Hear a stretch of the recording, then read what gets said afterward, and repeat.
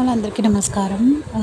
ఘర్ మందిర్ అని ఒక ఆన్‌లైన్ దీంట్లోంచి నేను కామాఖ్యాదేవి యొక్క ప్రసాదం ఆన్‌లైన్ ఆర్డర్ చేసుకున్నాను. అండ్ మా ఇంట్లో వాళ్ళ పేరు మీద ఆహ్, యూనో దీపదానం చేశాననమాట.